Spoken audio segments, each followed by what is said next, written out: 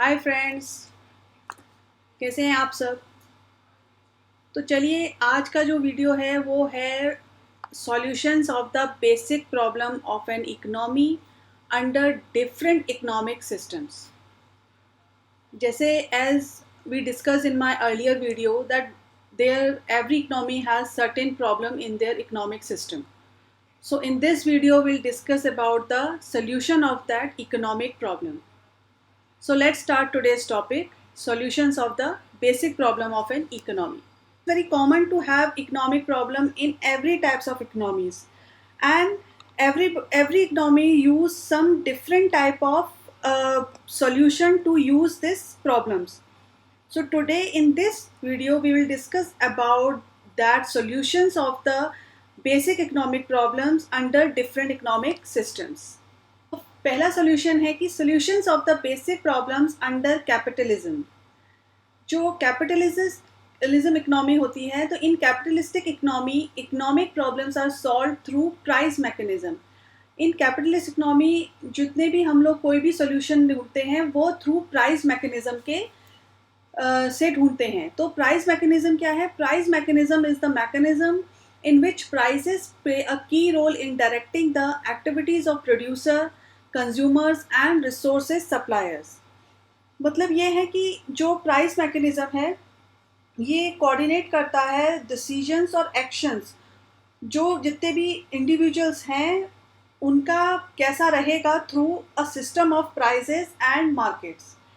तो इस डेफिनेशन में हमारे पास टू इम्पॉर्टेंट एलिमेंट्स आते हैं प्राइस मैकेनिज्म के. The first one is prices. तो prices is the essence of price mechanism. जो प्राइस मैकेनिज्म है ये जो वर्क करता है through prices in a free enterprises economy, जहाँ ऑल गुड्स एंड सर्विसेज क्या करते हैं, कैरी करते हैं एक प्राइस टैग. जो हर एक कंज्यूमर को क्या है कि consumer have to pay some price to buy anything if they want to fulfill their needs or they want to fulfill their demands. So price क्या है कि सिमिलरली जो है कि प्रोडक्शन के लिए भी जो फैक्टर्स होते हैं उसको यूज़ करने के लिए प्रोड्यूसर भी मनी का प्राइस का यूज़ करता है. Like if they want some labour for their production house या if they want some machinery for their production house, तो they have to pay some price for that. So prices are determined through the impersonal market forces of demand and supply. क्या करते हैं buyers जो हैं वो एक demand create करते हैं गुड्स एंड सर्विसेज की, और जो सेलर्स हैं वो ऑफर करते हैं supply of these goods and services जो जितने भी मार्केट में जो बायर हैं उनकी वांट से मीट करने के लिए. और ये जितने भी गुड्स एंड सर्विसेज मार्केट में सेल होते हैं ये इनके ऊपर प्राइस टैग और प्राइस बहुत ही की रोल प्ले करता है. ये बहुत इंटरेक्शन होता है competitive forces between demand and supply. जो गुड्स का जो प्राइस है और फैक्टर का प्राइस है, सर्विसेज का प्राइस है, उसको इक्विलिब्रियम करता है. इक्विलिब्रियम क्या होता है? इक्विलिब्रियम जो प्राइस है वो क्या करता है, क्वालिटी जो डिमांड की गई है और जो क्वालिटी सप्लाई की गई है उनके बीच में इक्वलिटी को लाता है. अब सेकंड आता है मार्केट. इस डेफिनेशन में सेकंड जो इम्पॉर्टेंट रोल प्ले करता है प्राइस मैकेनिज्म में वो है मार्केट. तो मार्केट क्या है कि जितना भी आपका डिमांड और सप्लाई का जो फोर्स है वो ऑपरेट होता है with in the framework of market. तो मार्केट जो है वो बहुत ही इंटीग्रल पार्ट है प्राइस मैकेनिज्म का. मार्केट क्या करता है, बाइंग किसी भी गुड्स और सर्विसेज को बाइंग और सेलिंग में हेल्प करता है. तो what is the mean of market? Market का मीन क्या है? अ सिस्टम और सेटअप जहाँ बायर्स और सेलर्स किसी भी कमोडिटी को इंटरेक्ट करते हैं और कम्युनिकेट करते हैं एक दूसरे से कि उस गुड्स और सर्विसेज का, उस कमोडिटी का कितना प्राइस रखा जाए और कितनी क्वांटिटी उसकी खरीदी या बेची जा सकती है. तो ये बहुत ही मतलब इम्पॉर्टेंट है आप ये डिस्टिंग्विश करना between two types of market. एक होता है goods market and the other one is factor market. Good market वो होते हैं जहाँ गुड्स और सर्विसेज खरीदी और बेचे जाते हैं, और फैक्टर मार्केट्स वहाँ वो होते हैं जहाँ फैक्टर सर्विसेज खरीदी और बेची जा सकती हैं. Now come to functions of price mechanism. तो प्राइस मैकेनिज्म बहुत ही इम्पॉर्टेंट रोल प्ले करता है किसी भी इकोनॉमी के फ्री एंटरप्राइजेस फंक्शनिंग के लिए।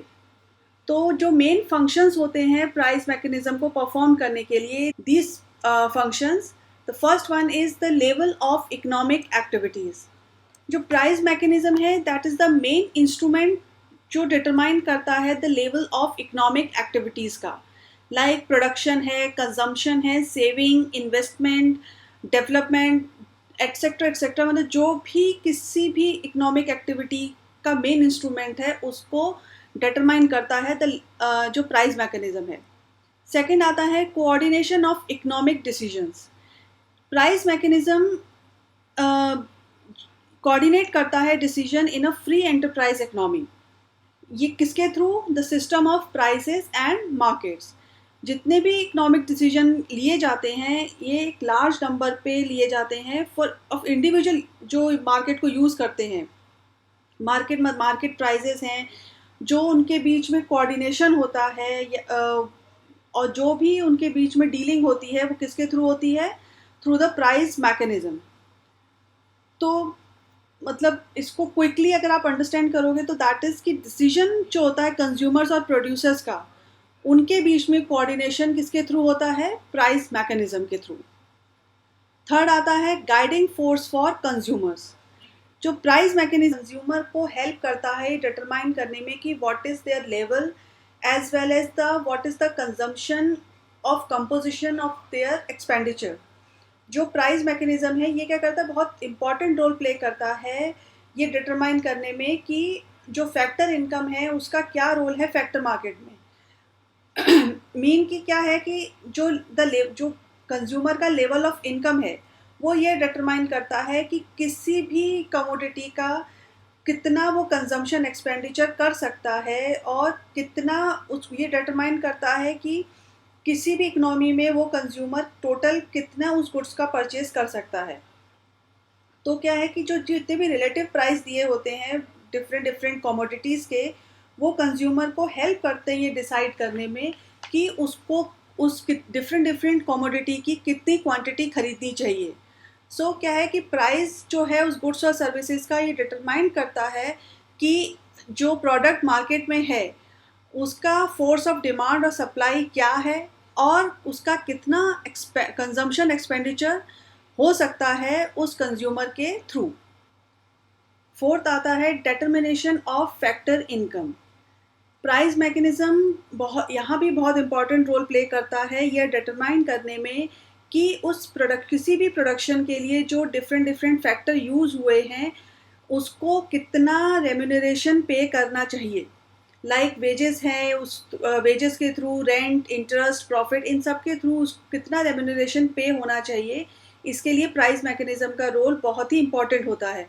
तो फैक्टर रेम्यूनरेशंस क्या है कि जो जितने भी सर्विसेज फैक्टर के प्रोडक्शन के लिए यूज़ हुए हैं उनका क्या प्राइजेस है और क्या प्राइजेस हमें उसको पे करना चाहिए, वो डिटरमाइन करता है प्राइस मैकेनिज्म। फिफ्थ आता है गाइड टू प्रोड्यूसर्स। तो जो प्राइस मैकेनिज्म है ये प्रोड्यूसर का डिसीजन मेकिंग करता है कि कौन सी कमोडिटी को कितना प्रोड्यूस करना चाहिए और कितनी डिफरेंट कमोडिटीज़ को उसको प्रोड्यूस करना चाहिए, कितनी क्वांटिटी में। इसका भी बहुत बड़ा उसको गाइडेंस प्राइस मैकेनिज्म के थ्रू मिलता है कि क्योंकि जितनी भी इकोनॉमीज़ होती हैं उसमें प्रोड्यूसर ऑपरेट, जो फ्री एंटरप्राइज इकोनॉमी होती हैं उसमें प्रोड्यूसर जो ऑपरेट करता है वो क्या करता है? प्रॉफिट मैक्सिमाइजेशन उसका ऑब्जेक्टिव होता है कि मेरे जितना भी प्रोडक्शन होगा उसमें मेरा प्रॉफिट मैक्सिमाइज होना चाहिए। तो थ्रू जो उसका प्रॉफिट मैक्सिमाइज डिसीजन होता है वो किसके बेस पे होता है? प्राइस मैकेनिज्म के थ्रू। क्योंकि जो प्राइस मैकेनिज्म के थ्रू ही वो डिसाइड कर पाता है कि किसी भी प्रोडक्ट का या किसी भी फैक्टर का प्राइस क्या होना चाहिए। और जो फैक्टर प्राइस वो डिटरमाइन करता है कि किसी भी प्रोडक्शन या प्रोडक्ट प्राइस का कितना कॉस्ट मुझे उसमें इन्वेस्ट करना चाहिए। तो sixth point, allocation of resources. तो प्राइस मैकेनिज्म ये भी हेल्प करता है डिटरमाइन करने में कि जितनी भी स्कार्स रिसोर्सेज हैं उनको कैसे एलोकेट किया जाए डिफरेंट गुड्स और सर्विसेज के प्रोडक्शन में, जिससे उनका टू मैक्सिमम टोटल आउटपुट निकल सके। सेवेंथ आता है determination of saving. Price mechanism house hold का भी बहुत हेल्प करता है ये डिटरमाइन करने में कि उसको अपने टोटल मनी में से, टोटल इनकम में से कितना सेविंग करना चाहिए। कि वो मतलब एक ईच इंडिविजुअल है वो ये डिसाइड करता है कि जो भी उसकी इनकम है वो उसको कैसे सेव करना चाहता है, या उसको वो खर्च करना चाहता है, या उसको वो किसी दूसरी जगह अपना लगाना चाहता है। तो प्राइस मैकेनिज्म उसको ये डिटरमाइन करता है कि अगर if he put his money in the bank तो उसका रेट ऑफ इंटरेस्ट क्या लगेगा, या फैक्टर मार्केट में अगर वो लगाता है तो उसको कितना उसका इंटरेस्ट मिलने वाला है, या अगर उसके पास कोई हाउस है उसको लगाया तो उसको रेंट कितना मिलेगा। तो जो भी उसकी मनी और इनकम है उस और इंटरेस्ट, वो क्या करता है कि एक इंडिविजुअल को ये सोचने में हेल्प करता है कि कितनी सेविंग उसको करनी चाहिए। And the last one is bringing flexibility in the economy. जो प्राइस मैकेनिज्म है वो जितनी भी फ्री एंटरप्राइज इकोनॉमी है उसमें फ्लेक्सिबिलिटी लाता है। जैसे जब भी किसी भी प्रोडक्ट के प्रेफरेंस या टेस्ट में चेंज होता है कंज्यूमर के, या उसकी सप्लाई कंडीशंस डिफरेंट हो जाती है, या प्रोडक्शन का तरीका चेंज हो जाता है, तो ये क्या करता है, ये प्रोडक्ट और उसके फैक्टर प्राइस में भी चेंज करता है। तो जितनी भी इकनॉमी है वो वैसे ही रिस्पॉन्ड करती हैं वेरियस जितने भी चेंजेस होते हैं, कि उनका जितना भी इकनॉमी का फंक्शन है वो स्मूथ चलता रहे। Now come to solutions through price mechanism. तो इन बेसिक इकोनॉमिक प्रॉब्लम में जो सोल्यूशन निकलता है प्राइस मैकेनिज्म के थ्रू, वो they are the three main solutions. First one is for what and how much to produce. ये बहुत ही इम्पॉर्टेंट फंक्शन है किसी भी प्राइस मैकेनिज्म का, ये डिटरमाइन करने के लिए कि कौन सा गुड कितना प्रोड्यूस होना चाहिए and in what quantity. Because in capitalist economy consumer जो है वो is regarded as a king. तो कंज्यूमर ही ये डिटरमाइन करता है कि कौन सी चीज़ कितनी प्रोड्यूस होगी और वो उस पर कितना स्पेंड करेगा। तो यहाँ पे बहुत सारे प्रोड्यूसर होते हैं जो बहुत सारे गुड्स और सर्विसेज प्रोड्यूस करते हैं।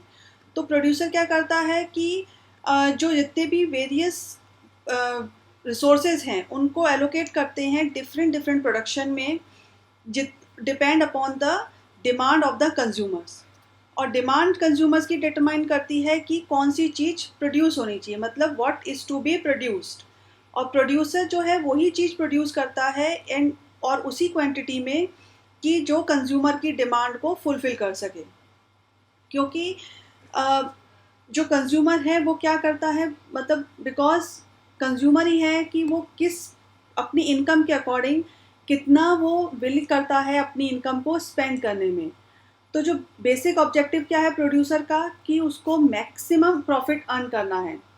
तो प्रोड्यूसर वही चीज़ों और गुड्स सर्विसेज को प्रोड्यूस करना चाहेगा जिससे वो हायर प्रॉफिट अर्न कर सके, और जितना भी वो उस टाइप का मार्केट है उसमें वो compete कर सके। तो और वो वैसे ही कंज्यूमर जो प्रोड्यूसर है वो वैसी ही चीज़ प्रोड्यूस करना चाहेगा कंज्यूमर के टेस्ट और प्रेफरेंस को लेके, जिसके लिए कंज्यूमर कोई भी प्राइस देने को रेडी हो। तो जितना हायर डिमांड होगी किसी प्रोडक्ट की उतना ही हायर उसका प्राइस होगा, और सेम उसका प्रॉफिट भी उतना हायर होगा। तो जो हायर प्राइस है वो किसी भी प्रोड्यूसर का मोटिव हो सकता है और उसको मोटिवेट भी करता है किसी भी चीज़ को प्रोड्यूस करने के लिए। और सिमिलरली क्या है कि जैसी चेंज में डिमांड में चेंज होता है किसी भी कमोडिटी को लेके, तो क्या होता है उसकी प्राइस में भी चेंज होता है। तो प्रोड्यूसर जो है उसके प्रोडक्शन, उस कमोडिटी के प्रोडक्शन में भी चेंज कर देता है, क्योंकि जितना डिमांड में इंक्रीज़ है किसी भी चीज़ का वो उसके प्राइस को हाई करेगा। और ऑन द अदर हैंड किसी भी चीज़ का जब डिमांड कम होता है तो उसका प्राइस भी लो हो जाता है। तो जो भी प्रोड्यूसर है वो क्या करता है, उस प्रोडक्शन का, उस कमोडिटी का प्रोडक्शन रिड्यूस कर देता है, और उस जो भी उसके रिसोर्सेज हैं वो उसको कहीं और एलोकेट कर देता है जो चीज़ अभी डिमांड में हो। सेकंड आता है how to produce. Price mechanism इसमें भी बहुत हेल्प करता है कि कौन सी टेक्निक और मेथड लगाना चाहिए प्रोडक्शन में। क्योंकि प्रोड्यूसर क्या है, वो क्या करता है, अपना प्रोडक्शन के कॉस्ट को मिनिमाइज करना चाहता है in order to earn much profit. तो उसके लिए वो क्या करता है कि वो चीपेस्ट मेथड लेता है प्रोडक्शन के लिए, या फिर बहुत ज़्यादा एफिशिएंट टेक्निक लेता है जिससे उसका प्रोडक्शन की कॉस्ट कम हो जाए और उसका प्रॉफिट बढ़ जाए। तो कॉस्ट जो भी उसका इनपुट है प्राइसेस का, वो डिटरमाइन करता है कि प्राइस मैकेनिज्म, वो डिटरमाइन किसके थ्रू करता है, प्राइस मैकेनिज्म के थ्रू, कि उसको डिमांड और सप्लाई के कॉम्पिटिटिव फोर्स में कौन सा अपना तरीका लगाना चाहिए उस फैक्टर मार्केट में, जिससे वो कम से कम अपना स्पेंड कर सके प्रोडक्शन में और मैक्सिमाइज तौर पे तरीके से वो अर्न कर सके अपना प्रॉफिट। सो बेसिकली क्या है कि अगर सपोज फॉर एग्जांपल हम लेते हैं कि अगर उसको किसी प्रोडक्शन के लिए इफ़ ही सी कि जो लेबर है वो रिलेटिवली चीपर है देन कैपिटल, तो प्रोड्यूसर क्या करेगा, वो लेबर इंटेंसिव टेक्निक लगाएगा रादर दैन जिसमें उसका पैसा लगेगा, जो और वो ऐसी टेक्निक यूज़ करेगा जिसमें ज़्यादा से ज़्यादा लेबर यूज़ हो और कम से कम उसका कैपिटल यूज़ हो किसी भी चीज़ के प्रोडक्शन के लिए। और अगर उसको ये लगेगा कि capital is relatively cheaper than labour, तो वो ऐसी टेक्निक यूज़ करेगा जो कैपिटल इंटेंसिव हो, जिसमें उसका सबसे ज़्यादा यूज़ कैपिटल का हो और कम से कम यूज़ लेबर का हो। थर्ड आता है for whom to produce. So the what and how question जो है वो किससे कंसर्न है, प्रोडक्शन से, और जो for whom to produce question है वो कंसर्न है डिस्ट्रीब्यूशन से। तो इन कैपिटलिस्ट इकोनॉमी प्रोडक्शन और डिस्ट्रीब्यूशन जो है वो बहुत ही क्लोजली एक दूसरे से लिंक्ड हैं, क्योंकि इन द जो भी प्रोसेस है प्रोडक्शन ऑफ गुड्स का, इनकम उसमें क्या है ऑटोमेटिकली डिटरमाइन होती है, और प्राइस मैकेनिज्म हेल्प करता है डिटरमाइन करने में कि उस चीज़ का टोटल उस जो डिस्ट्रीब्यूशन है उसका टोटल आउटपुट कितना आएगा, उस गुड को कौन खरीदेगा, जो वो डिपेंड करता है the income of that person. तो जो जितना भी डिस्ट्रीब्यूशन है उस कमोडिटी का, उसका टोटल आउटपुट कितना आने वाला है ये डिपेंड करता है डिस्ट्रीब्यूशन ऑफ इनकम पे। तो distribution of what is the main forms of income, wages, rent, interest and profit, these are the main forms of income. तो ये डिसाइड करते हैं डिफरेंट टाइप ऑफ रिसोर्सेज। जैसे अगर किसी भी चीज़ का अगर जो प्राइस है वेजेस जो है वो क्या है, जो लेबर को उसकी सर्विसेज के लिए दिया जाता है। जो इंटरेस्ट है, आपने क्या है कि आपने कहीं कैपिटल आपने कहीं अपना सेव किया या आपने कहीं बैंक में डाला, उसका जो आता है that is interest and so on. Rent आपने जैसे फैक्टर मार्केट में आपने अपना कोई भी जो चीज़ है जो आपके पास, आपने अपना कोई भी फैक्टर प्रोडक्शन हाउस को दिया है, उसका आपको रेंट आता है और जो प्रॉफिट उससे मिलता है। तो जो भी ये है, ये different, they are the different type of source of income. जो आदमी हैं वो अगर अपने कंट्रीब्यूशन के थ्रू जितना उनको पे मिल रहा है वो उतना ही आगे खर्च कर सकते हैं। तो इनकम क्या है, वो रिफ्लेक्ट्स करती है वैल्यू ऑफ देयर रिसोर्सेज पे। सो बेसिकली क्या कि ये प्राइस मैकेनिज्म के थ्रू ये डिसाइड होता है कि कितना, किसके लिए आप प्रोडक्शन आप कर रहे हो, जो as they are ready to buy this या रेडी टू पे। क्योंकि जो जैसे रिच पीपल हैं वो क्या करते हैं कि उनको नेशनल प्रोडक्ट में सबसे ज़्यादा उनका शेयर होता है, because they don't think twice for buying something. But on the other hand जो पुअर पीपल हैं उनको क्या है कि उनका लो इनकम है, तो वो क्या करते हैं, वो कम सामान खरीदते हैं, चीपर रेट वाला खरीदते हैं, और उनका बहुत ही स्मॉलेस्ट शेयर होता है नेशनल प्रोडक्ट में।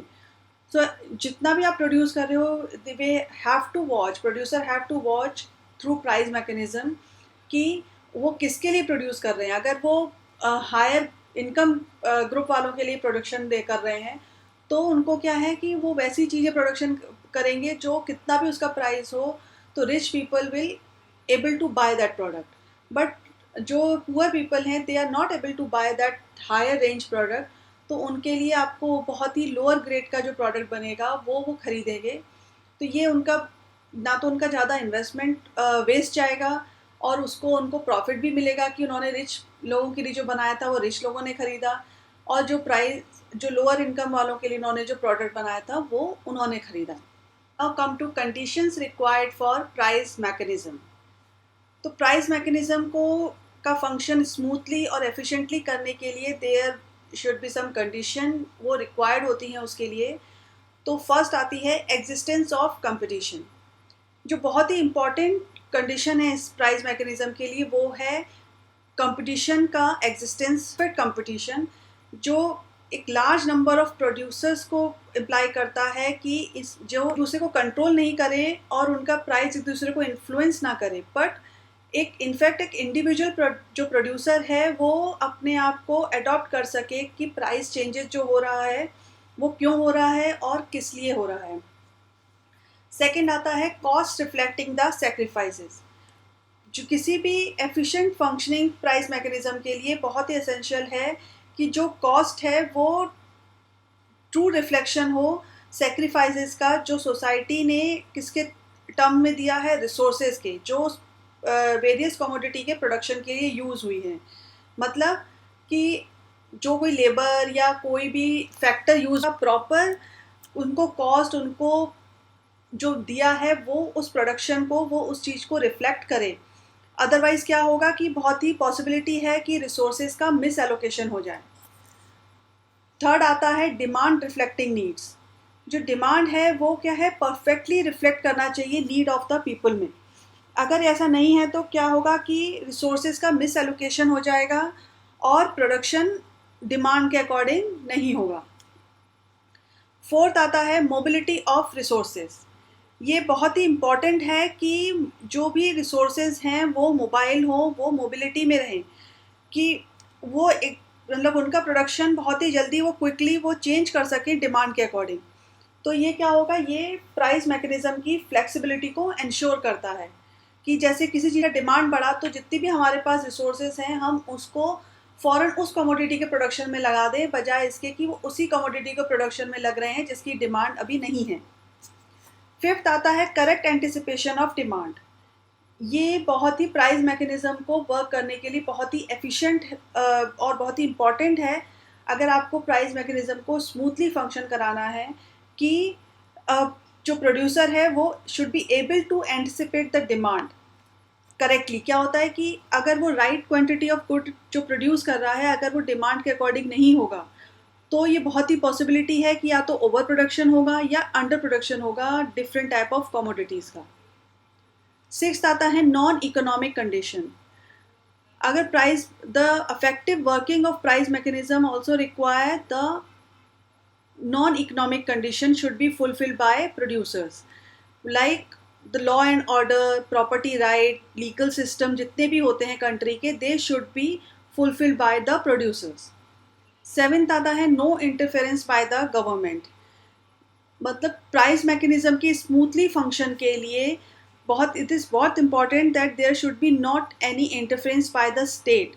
उसके जो फंक्शन को अगर स्मूथ है, क्योंकि price mechanism is not working able to function efficiently if there the intervention by the government.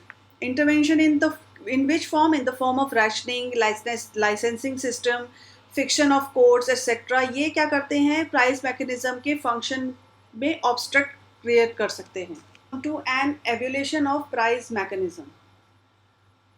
Price mechanism जो has found favour and support from the economics for a long time for a number of reasons. जो उसके importance है, ये जितने भी producers हैं, जितने भी मैन्युफैक्चरर हैं, उन्होंने इसको बहुत ही सपोर्ट किया है from the long time for the number of reasons. तो there are the some. First one is solving economic problems.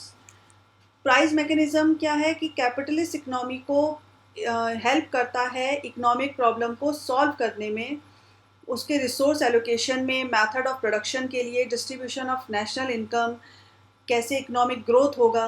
तो ये क्या करेगा, ये बहुत ही elegant device you can say that कि प्रोवाइड करता है to decide about production, consumption, investment etcetera etcetera.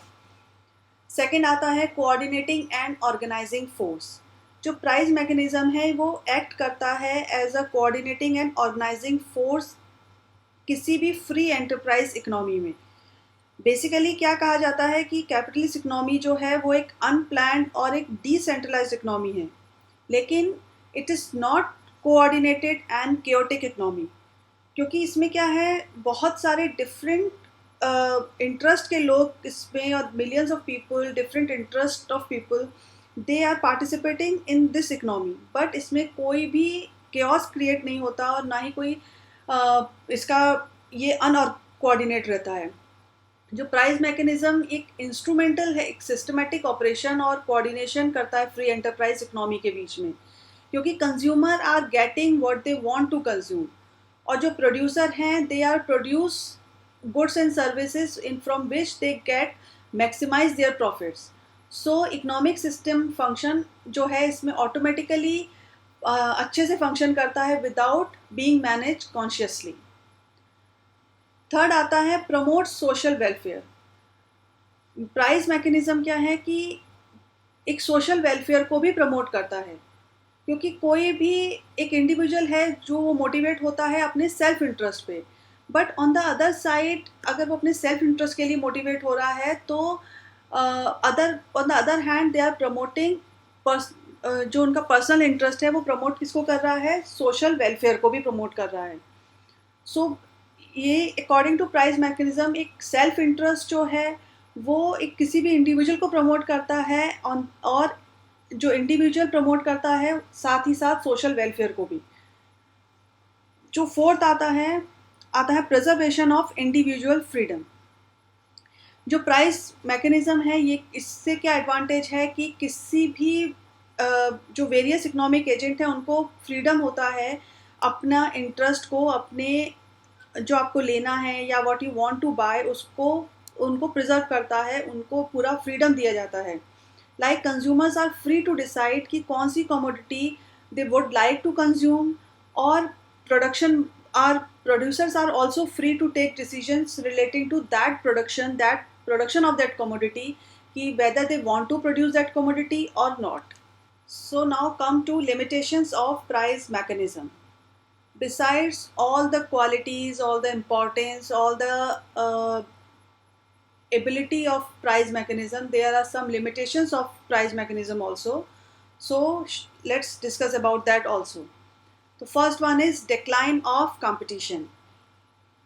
In competition में क्या मतलब प्राइस मैकेनिज्म इज से कि there is a perfect competition, और जब कंपटीशन रहता है तो they can do better and better, but competition in under perfect competition, but in the real world there is no such word perfect competition, because in the present time there is a monopolistic और oligopolistic tendency जो develop हो गई है लोगों में। monopolistic क्या कि the some brand has the monopoly in the market, कि उसका product बहुत अच्छा है, that is the best, and oligopolistic क्या कि जो the small traders, small producers are dominated by that society of production of commodity, कि उसको बहुत ज़्यादा डोमिनेट किया जाता है। तो ये टेंडेंसी बहुत डेवलप हो गई है ड्यू किसके because of the rise of the mass production, और जो लार्ज मार्केट का ग्रोथ है, और जितनी भी new techniques of production introduce हो रही हैं, because of that there is a tendency, this type of tendency develop in the producers. तो जो मोनोपोलिस्टिक एलिमेंट्स हैं वो क्या करते हैं, lead to higher prices, lower output and misallocation of resources. Second आता है इसमें कंज्यूमर्स सोवर्निटी, अ मिथ। मतलब प्राइस मैकेनिज्म में as we discuss earlier also कि इन प्राइस मैकेनिज्म में क्या बोला जाता है कि द कंज्यूमर्स आर किंग और sovereign in a free market economy, but in the practical or in the practice consumer sovereignty has turned out to be a myth. Why? Because in the big business जो भी जितने भी producers हैं they are able to influence or manipulate consumers, कि उनकी जो भी wants हैं वो उसको वो बहुत ही easily influence और manipulate कर सकते हैं through use expenditure of advertisement, उनका जो जितने भी उनके propagandas होते हैं, salesmanship होती है, तो they are able to manipulate their wants. तो क्या करते हैं कि गुड्स तो अभी भी they are still producing goods to satisfy the wants of the consumers, but क्या हो रहा है, वो जो वांट्स हैं वो भी किसके थ्रू इन्फ्लुएंस्ड हैं, वो खुद प्रोड्यूसर्स के द्वारा इन्फ्लुएंस्ड की गई हैं, वो मैनिपुलेट की गई हैं कंज्यूमर्स को, कि now they because of these advertisement now they are convinced कि हाँ they are it is my want, this is my want. Third आता है इंडिविजुअल में नॉट बी द बेस्ट जज। प्राइस मैकेनिज्म क्या करता है, ये प्रिज्यूम करता है कि ईच इंडिविजुअल जो है इज द बेस्ट जज of his own interest, but in the practical situation उसके जो चॉइसेस और डिसीजन हैं वो उसके लिए बेस्ट हो, इट्स नॉट नेसेसरी, क्योंकि जो कंज्यूमर है वो उसकी चॉइसेस जो इन्फ्लुएंस होती हैं वो किसके थ्रू इन्फ्लुएंस होती हैं, प्रेजुडिस हुए हैं, इग्नोरेंस है, या सेल्स प्रमोशन जो मेजर्स हैं उसके द्वारा जो उसकी because of that their choices are influenced. तो और सिमिलरली जो है कि एक इंडिविजुअल वो जॉब भी उसको नहीं मिलती है जिसके लिए वो मोस्ट सुटेबल है। तो in the practical world individuals may not be the best judge कि what they want or what they are getting। Fourth आता है सोशल वेलफेयर में not B maximised. Price mechanism में बोला जाता है कि प्राइस मैकेनिज्म प्रमोट करता है सोशल वेलफेयर को, पर it does not necessarily lead to maximize of economic and social welfare. क्या होता है कि इन जो फ्री एंटरप्राइज इकोनॉमी है वो प्रोडक्शन करती है in accordance with people's ability to pay. Got it, मतलब वो प्रोडक्शन उनका क्यों हो रहा है कि जो इंडिविजुअल है how are they able to pay that price of that commodity rather than their needs and desires। like कि rich people have more purchasing power, तो there is more production houses which are producing उनका जो production है goods और services का वो उसी commodity का होता है जिसमें जो हायर इनकम ग्रुप हैं या रिच लोग हैं they are able to purchase that product, और जो जितने भी जो लोअर इनकम ग्रुप के हैं उनका लोअर एबिलिटी टू पे है, तो they are not getting full adequate amount of commodity, adequate amount of goods and services, because उनके पास उतना नहीं है कि वो उस चीज़ को लेने के लिए जितना वो चाहें उतना वो पे कर सकें। तो रिसोर्सेज क्या है कि वो मिस डायरेक्टेड हो गई हैं प्रोडक्शन में of luxuries rather than necessities. Now come to fifth point, inequalities in the distribution of income and wealth। Free operation of price mechanism क्या करता है, लीड करता है inequality in the distribution of income and wealth। जो people जो they are who are able to pay more money are talented, more efficient, और उनके पास ज़्यादा अपॉर्चुनिटीज़ हैं और जो इंजॉय करते हैं लार्ज जो मोनोपोलिस्टिक पावर है उसको वो लोग इंजॉय करते हैं, तो they can accumulate more wealth. तो ये इनइक्वलिटी क्या होती है, वेल्थ की ग्रो करती है ओवर टाइम, क्योंकि उनका जो है वो बढ़ता ही जा रहा है और बिकॉज ऑफ उनके पास जो राइट है इनहेरिटेंस का उसके थ्रू उनकी जो इनकम का उनका जो वेल्थ है वो टाइम बाय टाइम ग्रो ही कर रहा है। तो कंसंट्रेशन ऑफ वेल्थ और प्रॉपर्टी क्या होता है, ये लीड करता है लार्ज इनइक्वलिटीज़ इन इनकम, और ये इक्वलिटीज़ इन इनकम क्या करती है, लीड करती है डिसॉर्शन इन द रिसोर्स एलोकेशन, मतलब उसके थ्रू रिसोर्स एलोकेशन सही जगह पे सही समय पे और सही चीज़ के लिए यूज़ नहीं हो पाते हैं। सिक्स्थ आता है इकोनॉमिक इनस्टेबिलिटी।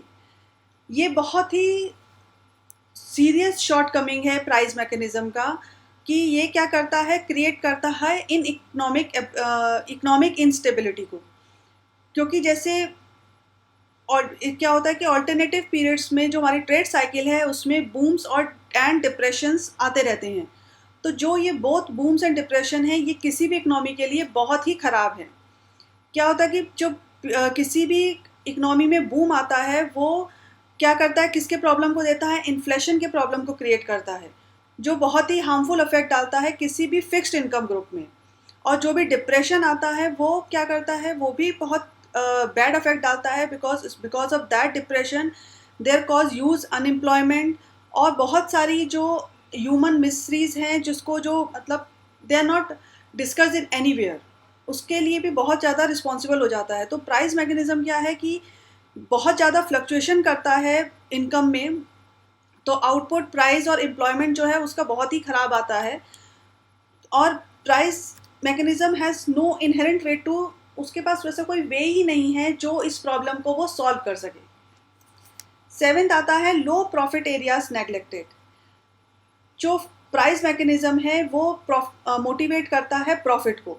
जो प्राइवेट एंटरप्रेन्योर्स हैं वो ऐसे किसी भी एक्टिविटी में इन्वेस्ट करना नहीं चाहते जो उनको लोअर प्रॉफिट दे या उनकी जो भी इकोनॉमी में उनके लो रिटर्न दे।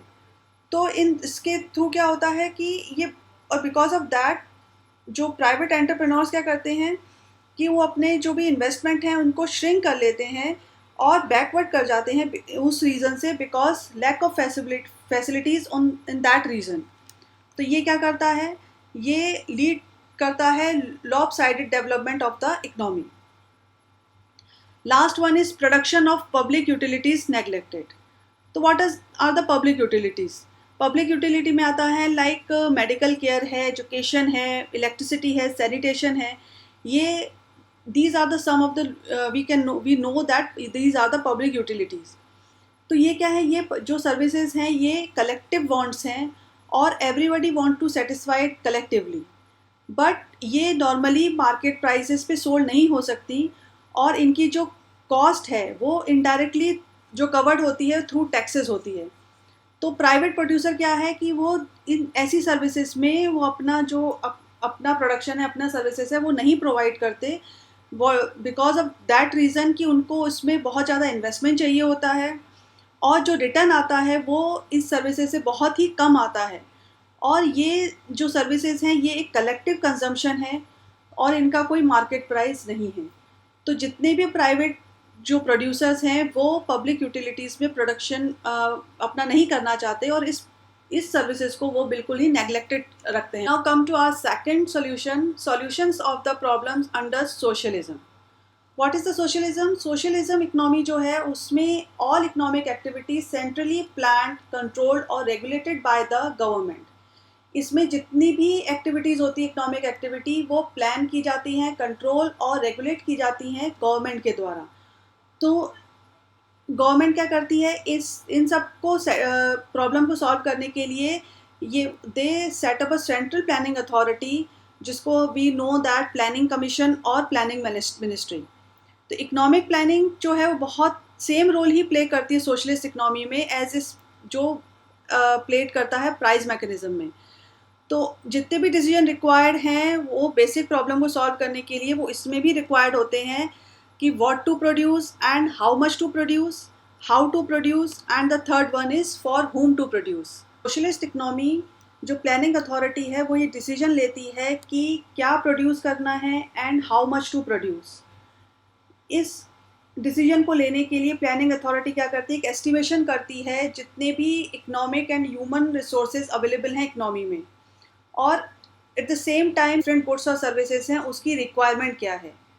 तो जो ये जब वो ऐसा करती है तो प्लानिंग अथॉरिटी इन सब चीज़ों को अपने नॉलेज में लेके कि जो पीपल है उसकी नीड क्या है और नेशनल प्रायोरिटी क्या है। तो प्लानिंग अथॉरिटी एस्टिमेट करती है कि कितना अमाउंट वेरियस कमोडिटी का कितने लोग चाहते हैं और उसके डायरेक्ट रिसोर्सेज इस प्रोडक्शन के लिए उनके क्या हैं। तो ये जो भी डिटरमाइन करती है वो डिटरमाइन द जो size and the assortment of the goods to be produce. ये प्लानिंग अथॉरिटी देखती है कि उसका adequate amount of goods produce हो और वो जो भी कंज्यूमर हैं उनको अवेलेबल हो। सेकंड आता है how to produce. Central planning authority ये डिसाइड कर यही नॉट ओनली डिसाइड ये करती है कि क्वांटिटी ऑफ आउटपुट कितना होना चाहिए बट उसका एप्रोप्रिएट मेथड ऑफ प्रोडक्शन क्या होना चाहिए। तो इस सब चीज़ों को जब वो डिसीजन लेती है तो उन सबको ध्यान में रखती है कि कौन सी टेक्निक यूज़ करनी चाहिए और कितना उसका जो भी उसके डिफरेंट पॉसिबिलिटीज़ हैं उसको कंसिडरेशंस में रखती है। और वो ये भी देखती है कि उस टेक्निक की इकोनॉमिक एफिशिएंसी कितनी है। जब वो किसी भी प्रोडक्शन के लिए कोई भी टेक्निक यूज़ करती है तो वो ये इंश्योर करती है कि जो इकोनॉमिक रिसोर्सेज हैं वो फुल्ली यूटिलाइज्ड हों और वो इस चीज़ को भी कंसिडर करती है कि सोशल ऑब्जेक्टिव और डेवलपमेंट गोल्स वो फुलफिल्ड हों जब किसी भी प्रोडक्शन के लिए कोई भी टेक्निक प्लानिंग कमीशन यूज़ करती है। थर्ड आता है फॉर हुम टू प्रोड्यूस। ये जो डिसीजन है ये सोशलिस्ट इकनॉमी जो सेम रोल प्ले करती है जैसा प्राइस मैकेनिज्म में कैपिटलिस्ट इकनॉमी में प्राइस मैकेनिज्म प्ले करता है, पर इसका मतलब ये नहीं है कि there is no scope for individual decisions और price in a socialist economy. जो कंज्यूमर गुड्स एंड सर्विसेज हैं उनके द्वारा ही गुड्स मार्केट एग्जिस्ट करता है, तो market price of these goods and services determined जो होता है वो फोर्स ऑफ डिमांड और सप्लाई के द्वारा होता है। तो जितना भी force of demand and supply ये अपने आप ही फ्रीली ऑपरेट नहीं कर सकता, इसका जो प्राइस है वो प्राइजेस जो भी हैं वो एडमिनिस्ट्रेटर और फिक्स किए जाते हैं गवर्नमेंट के द्वारा। तो एडमिनिस्ट्रेटेड प्राइस मैकेनिज्म ऑपरेट करता है सोशल इकोनॉमी में। तो गवर्नमेंट क्या करता है, ये भी डिसाइड करता है कि वेरियस गुड्स जितने भी हैं वो डिस्ट्रीब्यूट हो, specially essential goods at fixed और controlled price, like through ration shops हैं या फेयर प्राइस शॉप्स हैं जो कंट्रोल्ड और ओन किसके द्वारा होती हैं, by the government. Come to our last solution through mixed economy. In a mixed economy, private and public sector coexist. In this economy, problem are solved with the use of both price mechanism and economic planning. जो mixed economy है उसमें private और public दोनों ही sector आते हैं, और इस economy में जो प्रॉब्लम सॉल्व की जाती है वो यूज़ किया जाता है प्राइस मैकेनिज्म और इकोनॉमिक प्लानिंग दोनों का। तो जो प्राइस मैकेनिज्म है वो बहुत ही इंपॉर्टेंट रोल प्ले करता है प्राइवेट सेक्टर के फंक्शन में, as the same way as is do in the capitalist economy. जो गवर्नमेंट है वो क्या करता है, वो कंट्रोल करता है functioning of the price mechanism through various economic policies like industrial policies, fiscal policy और मॉनेटरी पॉलिसी। तो these instruments of economic policy जो है वो इन्फ्लुएंस करते हैं एलोकेशन ऑफ रिसोर्सेज को, डिस्ट्रीब्यूशन ऑफ इनकम को और अमाउंट ऑफ इन्वेस्टमेंट को, जो मीट कर जो पूरा फुलफिल कर सके नेशनल प्रायोरिटीज़ को। तो the private sector is guided by the profit motive, but the public sector plays an important role in developing economic infrastructure such as power and transportation और investment in capital goods and basic industries. So जितना भी economic development को वो promote कर सकें, तो public sector का इसमें बहुत इंपॉर्टेंट रोल होता है। अब जो इसमें अगर हम एडिशन करें स्टेट्स का, तो स्टेट जो है वो ऑल्सो अडॉप्ट करता है इकोनॉमिक प्लानिंग को to promote their economic development, जिससे वो अपना लेवल ऑफ एम्प्लॉयमेंट जो है वो इंक्रीज़ कर सकें और जो डिस्ट्रीब्यूशन ऑफ इनकम है वो इसके थ्रू इन्फ्लुएंस्ड हो सके। तो फ्री मार्केट्स और प्राइस मैकेनिज्म है जो इसमें प्रिजर्व किए जाते हैं, but under the control and regulations of the governments. So in this also we discuss the three basic problems of the any economy: what to produce, how to produce और for whom to produce. तो in the private sector of the mixed economy price mechanism जो है वो बहुत ही important role play करता है ये problem solve करने में कि व्हाट टू प्रोड्यूस। वो गुड्स अब जो प्रोड्यूस होते हैं जो ज़्यादा डिमांड में है कंज्यूमर के थ्रू, और जो जिससे फर्म्स को लार्ज प्रॉफिट अर्न कर सकता है। तो कंज्यूमर्स प्रेफरेंस जो है वो इन्फ्लुएंस करती है प्रोडक्शन डिसीजंस को, कि फर्म को कितना कमोडिटी का प्रोडक्शन करना चाहिए या नहीं करना चाहिए। और हाउ प्रोडक्शन जो है प्राइवेट सेक्टर में कंट्रोल और रेगुलेट किया जाता है गवर्नमेंट थ्रू मॉनेटरी, फिजिकल और price control policies. On the other hand public sector जो है वो प्लानिंग अथॉरिटी जो है वो डिसाइड करती है कि what to produce and how much to produce, ये दिमाग में रख के कि जितने भी नेशनल ऑब्जेक्टिव हैं उनका ओवरऑल यूज़ हो सके और नेशनल जो भी हमारा प्रायोरिटीज़ हैं वो फुलफिल हो सके। सेकंड आता है हाउ टू प्रोड्यूस। जो मिक्स्ड इकोनॉमी में प्राइवेट सेक्टर है उसमें प्राइस मैकेनिज्म ये प्रॉब्लम सॉल्व करता है कि हाउ टू प्रोड्यूस। जो फर्म्स हैं वो मेथड चूज़ करते हैं प्रोडक्शन के on the basis of factor prices, और जो प्रॉफिट मोटिव है वो मोटिवेट करता है उनको ये चूज़ करने में कि लीस्ट कॉस्टली और द मोस्ट एफिशिएंट टेक्निक वो अपने प्रोडक्शन में यूज़ कर सकें। But in the public sector of the mixed economy the problem of how to produce किसके थ्रू सॉल्व की जाती है, प्लानिंग अथॉरिटी और द गवर्नमेंट। जब वो इस प्रोडक्शन की टेक्निक को चूज़ करते हैं तो planning authority influence not only influenced by the input prices but also by the objectives of generating more employment opportunity or more economic growth. The last one is for whom to produce. In mixed economy, price mechanism help to solve the problem for whom to produce.